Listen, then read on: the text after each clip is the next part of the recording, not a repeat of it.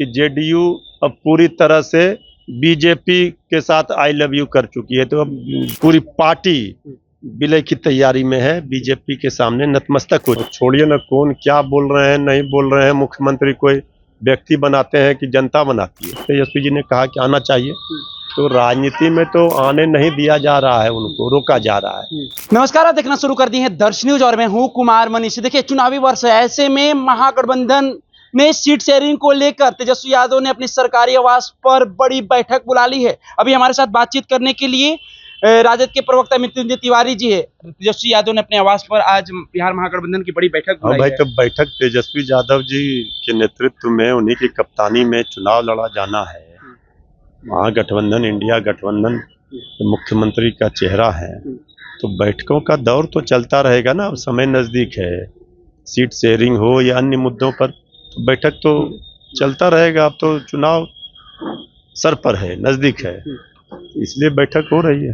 तमाम बिहार महागठबंधन के शीर्ष नेता आ रहे हैं, लग रहा है कि मुहर आज सीट शेयरिंग को लेकर लग जाएगा। अरे भाई, मुहर जब लगेगा तो सूचना दे दी जाएगी, आप लोगों को बुलाकर जानकारी दे दी जाएगी। अभी बैठक में क्या निर्णय होता है, सब लोग बैठेंगे, बात करेंगे, इसके बाद बताया जाएगा क्या फैसला होगा। कल तेजस्वी यादव पर राज्यसभा सांसद उपेंद्र कुशवाहा ने बड़ा तंज कसा है। उन्होंने कहा कि नाचने वाला कभी मुख्यमंत्री नहीं बन सकता। अब छोड़िए ना, कौन क्या बोल रहे हैं नहीं बोल रहे हैं, मुख्यमंत्री कोई व्यक्ति बनाते हैं कि जनता बनाती है। जनता क्या बोल रही है देखिए ना, तो केंद्र सरकार और राज्य सरकार को तो तेजस्वी यादव जी नचा रहे हैं अपने इशारों पर।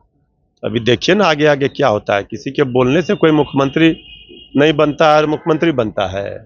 जनता मालिक है, जनता जनार्दन है। तेजस्वी यादव के लिए बिहार की जनता तैयार है। जदयू का कमान कौन संभालेगा, सबसे ज्यादा टेंशन उपेंद्र कुशवाहा को सता रहा है। निशांत कुमार को लेकर बार बार वो बयान दे रहे हैं कि समय से पहले अगर निशांत को वापस नहीं लगेगा तो जदयू समाप्त हो जाएगी। इसको वो बोल रहे हैं, उनका वहां सुन कौन रहा है। वो भूल गए कि जेडीयू का तो बीजेपी में विलय हो गया।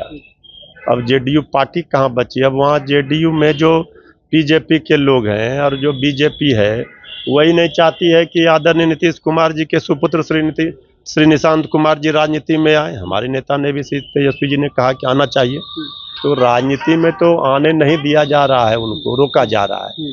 पार्टी को तो खत्म करेगी बीजेपी, ये हम लोग को भी पता है कि जेडीयू अब पूरी तरह से बीजेपी के साथ आई लव यू कर चुकी है, तो अब जेडीयू कहाँ बची। मैंने जेडीयू का जो डोर है वो बीजेपी के हाथ में है। अरे पूरी तरह से आपने देख रहे हैं, आदरणीय नीतीश कुमार जी अब पूरी तरह से जेडीयू के पूरी पार्टी विलय की तैयारी में है, बीजेपी के सामने नतमस्तक हो चुकी है। एक आखिरी सवाल रखते हैं, जेडीयू के एमएलसी जो है नीरज कुमार, उन्होंने जब तेजस्वी यादव को जननायक कहा गया तो उसको लेकर वो तेजस्वी का पूरा फार्मूला नाम का कर दिए हैं।